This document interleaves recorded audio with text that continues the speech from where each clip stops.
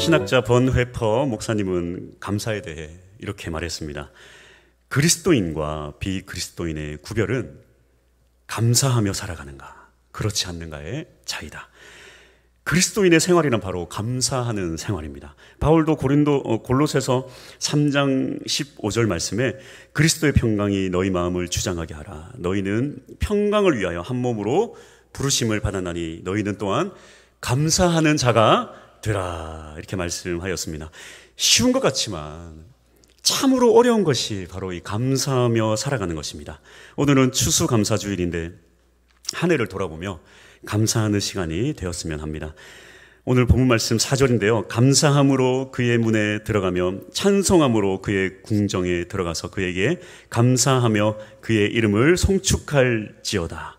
우리는 원래 심판을 받을 죄인이지만 이제 우리가 하나님에 계신 성전이 되고 이 예배 가운데 하나님이 계신 것에 우리는 감사해야 합니다. 즉 예배의 시작은 감사로 시작해야 됩니다. 하나님을 만날 수 있는 문을 여는 열쇠가 바로 감사이기 때문입니다. 감사할 때 닫힌 문이 열리고 우리는 하나님을 만날 수가 있습니다. 그렇게 예배를 통해 하나님을 만나는 자들이 깨닫는 것이 무엇입니까? 5절 말씀인데요. 여호와는 선하시니 그의 인자하심이 영원하고 그의 성실하심이 대대에 이르리로다. 하나님의 선하심과 인자하심을 깨닫게 되는 것입니다. 그렇기 때문에 우리는 모든 것에 앞서서 하나님께 감사해야 합니다. 그렇다면 우리는 어떻게 감사해야 할까요? 이 시편 100편은 하나님의 감사를 경험한 자들이 어떻게 하나님 앞에 감사로 나아갈 수 있는지를 잘 보여주고 있습니다. 오늘 시편 100편 1절 2절 말씀인데요. 너무나도 중요한 말씀이기 때문에 한번 같이 읽어보겠습니다. 온 땅이여 여호와께 즐거운 찬송을 부를지어다. 기쁨으로 여호와를 섬기며 노래하면서 그의 앞에 나아갈지어다. 감사의 가장 좋은 방법은 찬양입니다. 오늘 본문 말씀 이 1절과 2절은 이 짧은 구절을 통해 찬양이란 무엇인가, 그리고 찬양은 어떻게 해야 하는가에 대해 정확하게 설명하고 있습니다. 여기에는 이 세 가지 명령형 동사가 등장하는데요. 하나씩 한번 살펴보겠습니다. 첫 번째, 같이 한번 읽어보겠습니다. 시작. 부를지어다. 1절인데요. 온 땅이여 여호와께 즐거운 찬송을 부를지어다. 첫 번째 이 명령형 동사는 바로 부를지어다입니다. 이 부를지어다에 해당하는 히브리어는 루아흐인데요. 이 단어의 의미는 무엇인가? 소리로 귀를 먹게 하다, 놀라거나 기뻐서 소리치다, 그런 뜻입니다. 고대 근동 관습에는 이 승리한 왕이 개선하거나 행차할 때 모든 백성이 큰 소리로 환호하며 소리를 지르는데 바로 이 소리가 루아흐, 부를지어다입니다.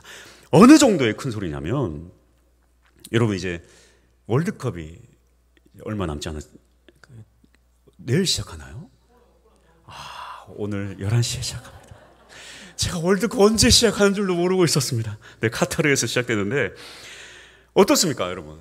골을 넣을 때 그 소리와 함성, 아니 그 이상이 바로 이 부를지어다입니다. 저는 야구를 별로 안 좋아합니다.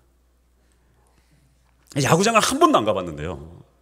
세상에 제가 여기 와가지고 우리 백성현 집사님이 저를 야구장을 데리고 갔습니다. 뭐 치킨 사고 분식 사고 음료 사고 또 자리도 좋은 데를 예약해가지고 편하게 앉아서 야구를 볼 수 있었는데요. 사실 저는 뭐 야구를 별로 안 좋아하니까 앉아서 뭐 먹을 거나 먹어야 되겠다. 그런데 가보니까 정말 열기가 대단하더라고요. 또 저쪽 편에는 이렇게 또 치어리더가 있는 곳은요, 3시간 정도 그 사람들은 쉬지도 않고 일어서서 난리도 아니었습니다. 또 쉬는 시간마다 사회자가 나와서 뭐 게임도 하고 선물도 주고, 제가 처음에는 이 자리가 참 이 자리 잘 잡았구나 했다가 나중에는 왜 여기를 잡았나, 저기로 잡지 좀 그렇게 생각했는데요. 근데 보니까 계속 치어리더 중에 대표 치어리더 이름을 계속 불러요. 우리 세리양 나와서 세리양, 세리양, 세리양 계속 그래요. 그 제가 무슨 치어리더 이름이 셀인가 그랬어요. 근데 나중에 알게 됐어요. 이 NC의 어떤 선수가 나와서 이렇게 딱 타자가 나와서, 타자가 맞나요? 이게? 잘 모릅니다. 야구를 잘 모르는데 타자가 나와서 딱 나오는데요. 응원가가 보니까 무슨 뭐 셀이라 막 그러는 거예요. 이 셀이가 바로 셀이라의 셀이구나. 제가 그때 깨달았습니다. 이 경상도의 응원가는 틀리더라고요. 근데 그 엄청난 인원이 안타를 셀이라? 안타를 셀, 안타를 맞나요? 셀이라. 노래를 부르는데 저도 모르게 안타를 셀이라. 저도 모르게. 또 그날 또 NC가 잘했어요. 홈런 치니까 뭐 난리도 아니었습니다. 제가 두 눈으로 다 봤습니다. 그 두 얌전한 청년이, 세상 얌전한 청년이, 막, 제가 다 봤어요. 찬양은 더 뜨거워야 됩니다. 제가 봤어요. 막 그 담론꽃 튀어나가는 거 진짜 다 봤습니다. 찬양은 그거에 딱 10배로 더 크게 하면 됩니다. 할렐루야. 그것이 바로 이 부를지어다의 원어예요. 이 1절에서 온 땅이란 피조물을 말하기도 하지만 정확하게는 온 백성을 뜻합니다. 그러니까 온 백성이, 온 교회 성도가 하나님 때문에 너무 좋아서, 너무 감격해서 소리를 지르고 함성을 내짓는 그 장면이 바로 이 1절의 모습입니다. 하나님에 대한 우리의 함성과 환호가 바로 이와 같아야 돼요. 이 감사와 감격의 힘찬 외침과 함성은 바로 하나님의 것이어야 합니다. 이것도 혼자서는 안 돼요. 여러분, 야구 혼자 보면서 뭐 안타를 셀이라 막 난리 치겠습니까? 우리 모두가 함께 모여서 이렇게 주님 앞에 함성으로 나가야 합니다. 그래서요, 여러분, 모르는 찬양이 나오면 그냥 가사를 크게 외치세요. 괜찮습니다. 소리가 좀 튀어도 괜찮아요. 소리 큰 거 저 좋아합니다. 소리 작은 거보다 큰 게 나아요. 그냥 소리를 질러야 돼요. 그리고 찬양팀도요, 소리를 질러야 돼요. 드럼 치면서 소리를 내야 돼요. 괜찮아요. 저기 스틱 날라가도 괜찮습니다. 여러분 어떻습니까? 관중은요, 앞에 선 인도자의 딱 50%만 힘을 씁니다. 치어리더가 막 앞에 서서 인생을 쏟아내잖아요. 그렇게 쏟아낼 때에 딱 그거의 50%만 하는 게 관중이에요. 치어리더가 200%의 땀을 흘릴 때 관중이 100%의 땀을 흘리고 갈 수가 있는 것입니다. 무슨 얘기냐면요, 이 찬양 인도하시는 분들은 300%를 쏟아내요. 그냥 뭐냐면, 나는 오늘 순교한다. 내가 오늘 이 예배를 끝으로 나는 순교한다. 딱 이런 자세와 이런 마음으로 나아갈 때, 그렇게 할 때에 비로소 관중들이, 우리 성도님들이 100%의 찬양을 드릴 수 있는 것입니다. 함성은 구경만 하면 시끄러워요. 함께 동참할 때에, 하나님의 영광을 위하여 함께 함성을 지를 때에 하나님께 큰 영광이 되고, 이 예배 장소에, 이곳에 성령이 임할 줄 믿습니다. 할렐루야. 두 번째 명령형 동사는 다 같이 한번 읽어보겠습니다. 시작. 섬기다. 오늘 본문 말씀 2절 상반절인데요, 기쁨으로 여호와를 섬기며, 이것이 바로 이 찬양의 두 번째 방법입니다. 여기서 이 섬기다의 히브리어 원어의 의미는 아바드입니다. 이 뭐냐면, 노예가 주인을 위해 노동하고 일하고 봉사하는 것이 바로 이 아바드, 섬기다입니다. 이 원어적 의미를 가지고 말씀을 가만히 보면 참 이해하기가 어려워요. 왜냐하면 제일 앞에 기쁨이라는 말과 이 노예가 노동하는 것은 참으로 조화를 이루기 어려운 표현입니다. 왜냐하면 노예라는 신분은요, 절대 기쁨으로 봉사하고 섬길 수가 없기 때문입니다. 그런데 노예가 기쁘게 노동할 수 있는 유일한 방법이 있습니다. 시편 126편 1절에서 3절인데요. 여호와께서 시온의 포로를 돌려보내실 때에 우리는 꿈꾸는 것 같았도다. 그때에 우리 입에는 웃음이 가득하고 우리의 혀에는 찬양이 찼었도다. 그때에 문나라 가운데에서 말하기를 여호와께서 그들을 위하여 큰 일을 행하셨다 하였도다. 여호와께서 우리를 위하여 큰 일을 행하셨으니 우리는 기쁘도다. 유다 백성들이 70년의 포로 생활을 마치고 노예에서 해방될 때에 그들은 이렇게 표현합니다. 꿈꾸는 것 같았도다. 우리의 혀는 찬양이 찼었도다. 우리는 기쁘도다. 그래서 그들이 고향 땅으로 돌아와 황폐한 땅에 눈물로 씨앗을 뿌립니다. 5절 말씀. 눈물을 흘리며 씨를 뿌리는 자는 기쁨으로 거두리로다. 노예가 기쁘게 일할 수 있는 유일한 방법은 바로 이것입니다. 노예가 바로 자유를 얻었을 때입니다. 로마서 8장 2절.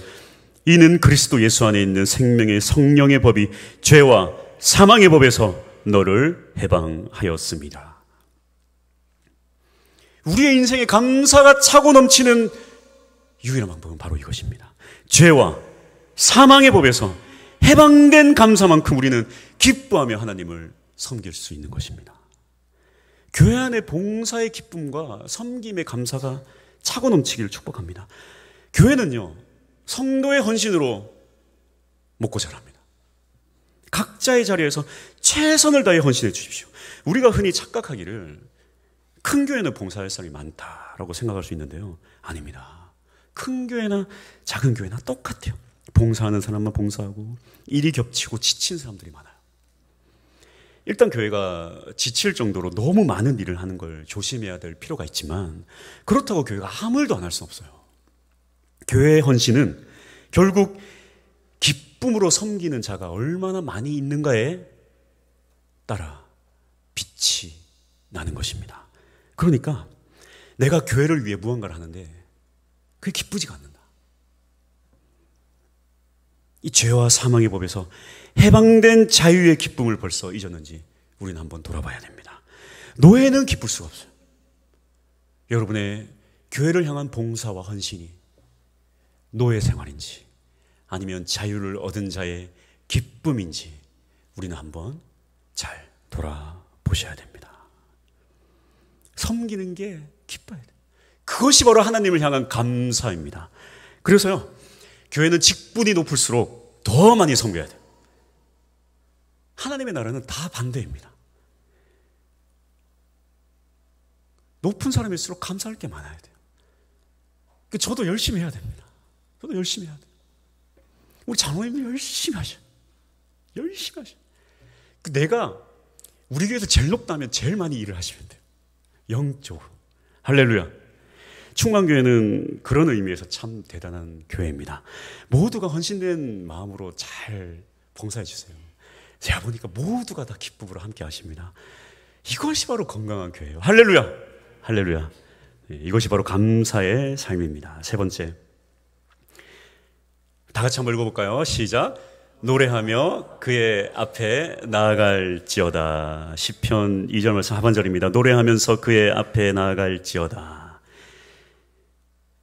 이것이 바로 이 세 번째 명령형 동사인데요, 여기서 이 그의 앞에, 이것이 참 중요합니다. 이 그의 앞에, 이것은 이 히브리어로 레파나이후라고 하는데요, 이 직역을 하게 되면 그의 얼굴 앞에가 됩니다. 얼굴 앞에.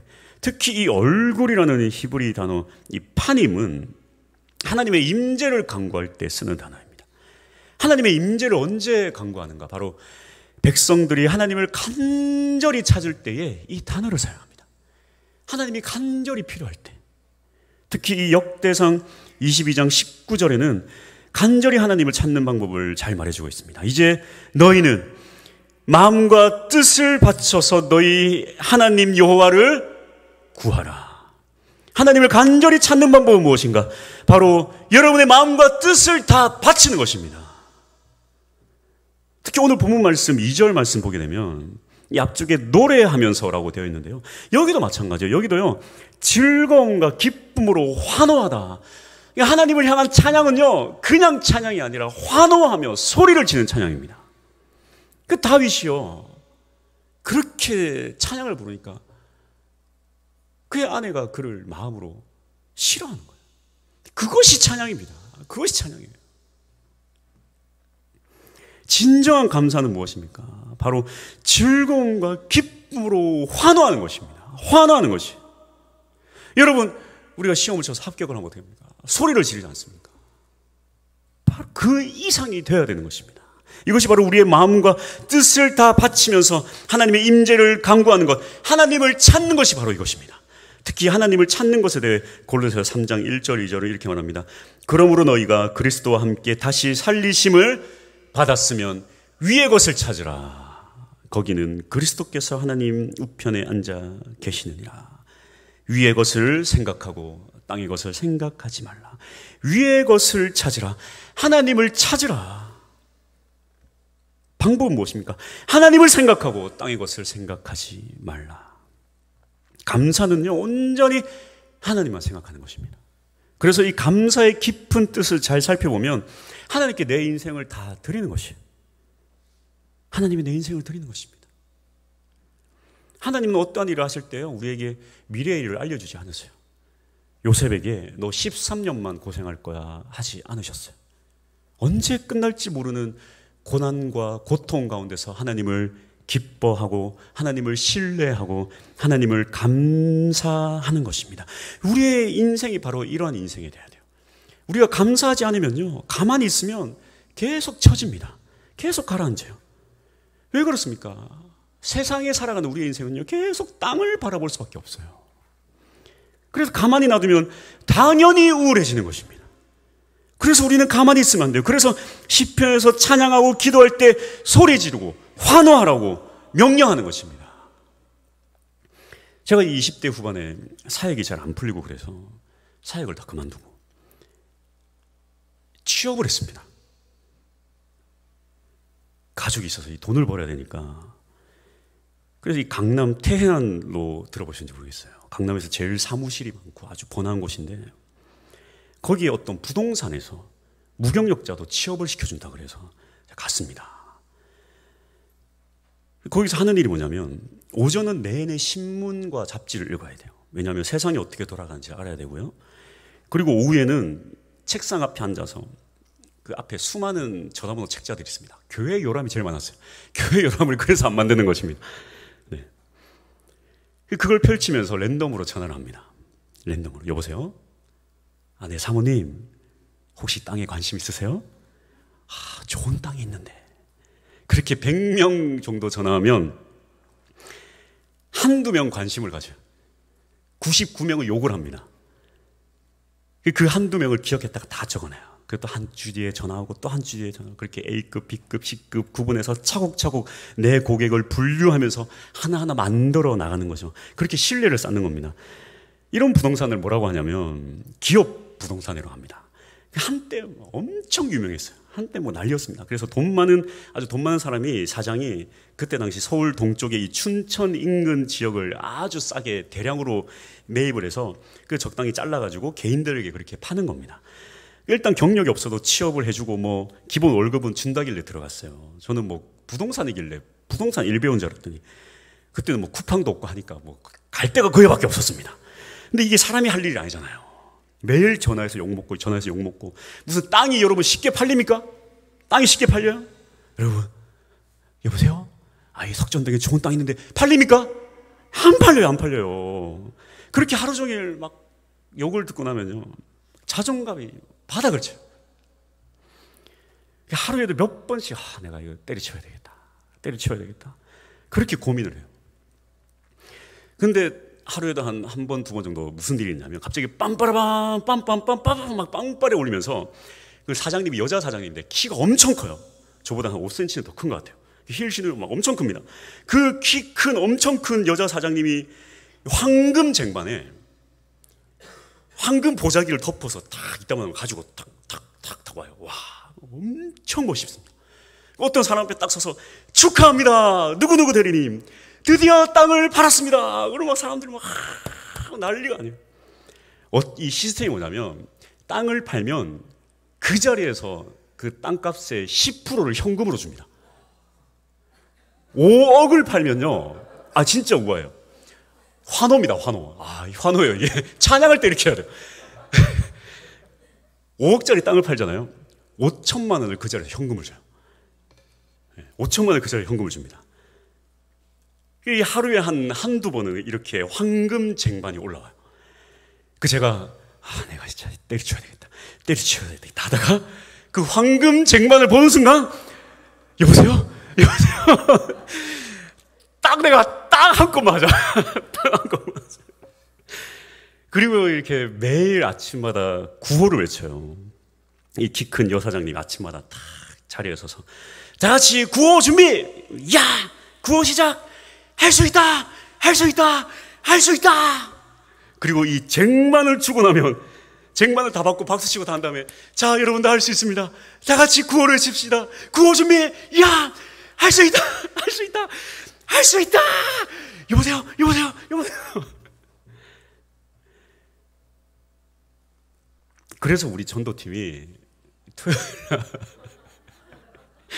누가 이렇게 웃으셨습니까? 토요일날 10시 30분에 제가 기도하고 어떻게 하냐면 구호를 외칩니다. 제가 선창으로 하나님을 하면 우리 전도팀 전부가 위하여! 위하여! 위하여! 불러나가요. 왜 아무것도 아닌 것 같죠? 전도할 때 굉장히 힘들어요. 전도 거절당하잖아요. 그래서요, 주님 앞에 위하여, 위하여, 위하여 외치는 거예요. 여러분, 우리 보험회사나 이런 데서 그렇게 외치는 거 저는 나쁘게 생각하지 않습니다. 돈 한 번 벌어보려고, 자식 한 번 먹여보려고, 잘 살아보려고 하는 거잖아요. 기업 부동산도 거기 일 안 풀리고 취업 안 되고 망한 사람들 다 거기 모였어요. 어떻게든 한번 한탕 한번 해보려고 맨날 자존심 무너지고 지쳐가지고 돈 한 번 벌어보려고 그렇게 화이팅을 외치는 것입니다. 그런데 이 시대 믿음의 사람들이 너무 힘이 없어요. 너무 무기력합니다. 신학적인 지식은 있고 어디서 들은 건 많은데 능력이 없어요. 세상이 만만치 않습니다. 사탄이 가만히 있지 않아요. 지식은 있는데 능력이 없으면요, 믿음의 사람들이 세상 사람들에게 지배당하고 무기력한 믿음으로 밟히게 되는 것입니다. 예수님 우리를 세상을 환하게 비추는 빛이 되라고 하셨습니다. 세상을 살맛나게 변화시키는 소금이 되라고 하셨습니다. 세상에 밟히는 무기력한 맛 잃은 소금이 되라고 하지 않으셨어요. 그런데 하나같이 세상에 밟혀서 너덜너덜해진 맛 잃은 소금이 되었습니다. 그리스도인들이 화이팅 해야 돼요. 힘을 내야 됩니다. 그런데 그 힘이 절로 나옵니까? 안 됩니다. 성령님도요, 합심으로 간절히 사모하며 기도할 때 우리에게 성령이 임재하시는 것입니다. 그래서 저는 이렇게 생각해요. 이런 환호는 사실 보험회사가 먼저 한 게 아니라 이 시편 기자가 먼저 한 거를 보험회사가 가지고 간 거예요.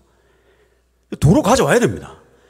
그래서 우리가 해야 돼요. 우리가 위대하신 하나님 앞에 우리가 함성으로 외쳐야 되는 것입니다. 무기력에서 벗어나셔야 돼요.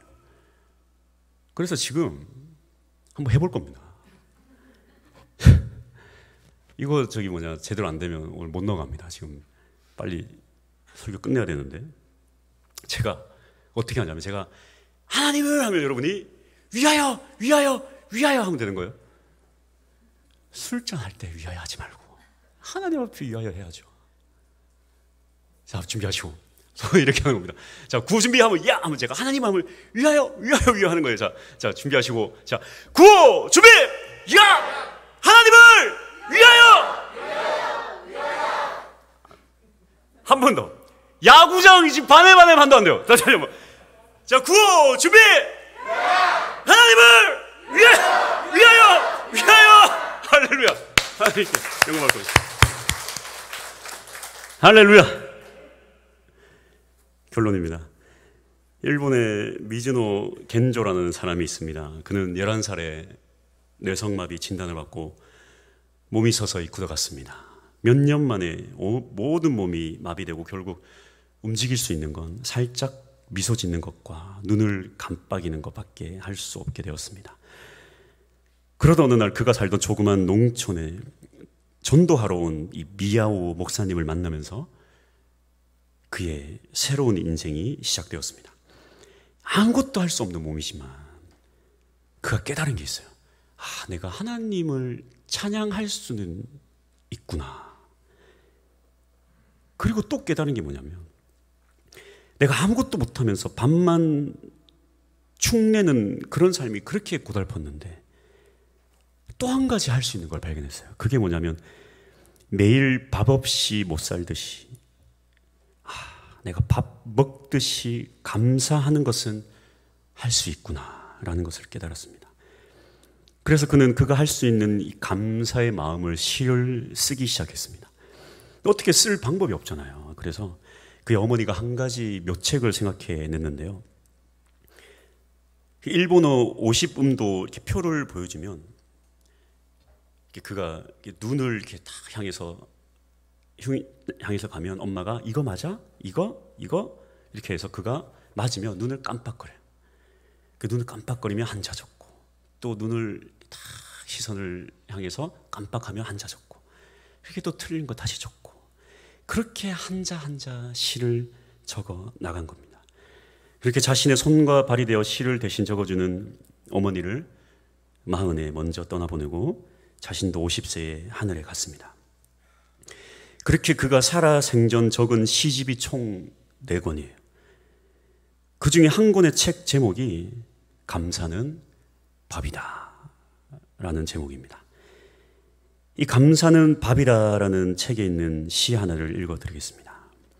나는 가족, 사람, 주를 위해 아무것도 할 수 없어. 주님, 사람, 가족의 풍성한 사랑에 그저 감사할 뿐. 그저 감사할 뿐. 이 감사에는 창조의 능력이 있습니다. 아무것도 할 수 없을 줄 알았지만 그는 4권의 책을 적었습니다. 제가 책을 출판을 했었는데요. 주변의 사람들이 이렇게 물어볼 때가 있습니다. 그 책을 어떻게 적었냐고. 제가 뭐라고 하냐면 책은 적으면 책이 있는 거고 책을 안 적으면 책이 없는 겁니다 라고 그렇게 말해요. 무슨 말도 안 되는 얘기인가. 제가 가장 인생이 무너져버릴 때 그 영어 공부해준 그 엄성규 집사님이 글 한번 적어보라. 그래서 제가 블로그에 막 그냥 적었어요. 그냥 너무 인생이 무너져 내려서 막 적었어요. 그렇게 내 인생에 있었던 일들을 단숨에 적었습니다. 2주 만에 모든 내용을 다 적었어요. 그때 깨달았습니다. 내가 매일 한숨만 쉬며 살았는데 적다 보니까 지금까지 모든 인생의 모든 것이 다 은혜더라고요. 돌아보니까 은혜가 아닌 게 하나도 없어요. 감사가 아닌 게 하나도 없어요. 그걸 계속 잊어버리고 살아가는 내 삶이 문제였던 것입니다. 제가 책을 적으면서 깨달은 게 있어요. 그런 감사들을 하나하나 적다 보니까요, 그 감사가 다 내 것이 되는 거예요. 그걸 모르고 그냥 매일 피곤에 쩔어서 살다 보니까 인생이 그냥 허무한 거예요. 그리스도임에도 불구하고 하나님 믿는다는 인생인데도 말이죠. 허무한 거예요. 아무것도 남지 않는 인생. 정말 신기한 경험이었습니다. 감사를 하나하나 적으니까 감사가 남아요. 손에 잡힙니다, 감사가. 그걸 적기 전에는 다 허공에 날아가는 무의미한 것들이었는데 말이죠. 그래서 제가 이렇게 말합니다. 책을 적으면 책이 있는 거고 책을 안 적으면 책이 없는 거다. 여러분, 사연 없는 인생이 어디 있습니까? 스토리 없는 인생이 어디 있어요? 다 적으면 책 한 권 나오죠. 결론은 이거예요. 저는 적었으니까 책이 있는 거고 여러분 안 적었으니까 책이 없는 겁니다. 작품이란 게 그런 거예요. 안 하면 없는 거지만 하면 있는 거예요. 이 단순한 진리를 젊은이들이 깨닫기만 하면 인생이 변화가 되는데, 이 대단한 진리, 이 머리가 좋은 사람은 깨달을 텐데. 안 하면 없지만 하면 있는 거예요. 감사가 이와 같습니다. 정말 중요한 진리예요. 감사는 절대 허공에서 먼지처럼 사라지지 않습니다. 우리의 감사는요, 우리가 하나님께 감사할 때 모두 다 하나님의 작품으로 다 남게 돼 있어요. 이게 바로 감사의 능력입니다. 우리가 감사하는 순간 다 하나님의 작품으로 남아요. 왜냐하면 하나님이 우리 인생을 지금까지 감사로 은혜로 부어 여기까지 우리를 인도하셨기 때문입니다. 우리의 감사는 모두가 다 하나님의 작품입니다.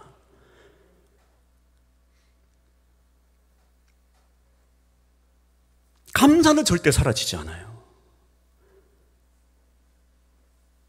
여러분, 복받은 인생, 저주받은 인생, 무슨 큰 차이가 있는지 아십니까? 모두 지구에 붙어 살면서 특별한 것도 없고 대단한 것도 없이 다 똑같아요. 근데 딱 한 가지 차이가 있습니다. 누구는 감사라는 작품을 재산으로 계속 쌓아가고 있어요. 계속 변화됩니다. 점점 인생이 점점 나아지고 있어요. 인생이 작품이 되어가고 있어요. 근데 누구는 어떻습니까? 아무것도 없습니다. 아무것도 없는 허무한 인생, 덧없는 인생, 불쌍한 인생, 말망할 불평, 불만, 죽겠네, 망했네, 또 똑같은데 망해가는 그곳에 맨날 가고 똑같은 사람 맨날 만나고, 누구는 계속해서 하나님의 작품을 만들어가고 있을 때 누구는 인생에 아무것도 남는 거 없이 허무한 인생, 한숨 짓는 인생, 망했네, 망했네, 망했네. 딱 이게 다예요. 정말 이게 답니다. 인생의 차이를 만드는 건 딱 이게 다예요. 대단한 거 아무것도 없습니다. 뭐 금수저, 뭐 부모 잘 만나야 되니, 돈 많아야 되니, 다 필요 없어요. 다 겉다리입니다. 부자도요, 마음에 아무것도 없는 불쌍한 가난한 영적으로 허덕이는 부자들이 얼마나 많은지 아십니까? 그 공허함을 채울 수 없어서 마약을 하든지 이상한 짓을 하든지 착한 척은 하는데 여전히 그 공허한 마음을 채울 수 없는 불쌍한 부자들이 얼마나 많은지 아십니까? 인생을 변화시키는 딱 이게 다예요. 나는 지금 하나님 앞에 어떠한 작품을 남기고 있는가? 여러분이 지금 하는 그 말을 통해서 하나님이 여러분의 인생을 창조해 나가고 계세요. 우리의 매일은 창조입니다. 여러분, 내일이라는 시간은 지금 없어요. 내일 보셨습니까? 없는 시간을 하나님 창조해 나가고 계세요. 매일매일. 그리고 여러분의 인생을 단 한 번도 살아보지 못한 인생을 여러분 하나님 매일매일 창조해 나가고 계세요. 아주 놀랍지 않습니까? 하나님의 계획대로. 여러분이 하는 말은 하나도 땅에 떨어지지 않아요. 무서운 말이죠. 정말 무서운 말이지만 말씀을 아멘으로 받고 지금부터 감사하기만 하면 여러분의 인생은 하나님의 작품으로 변화될 것입니다. 할렐루야. 우리 하나님께 영광 박수 드리겠습니다.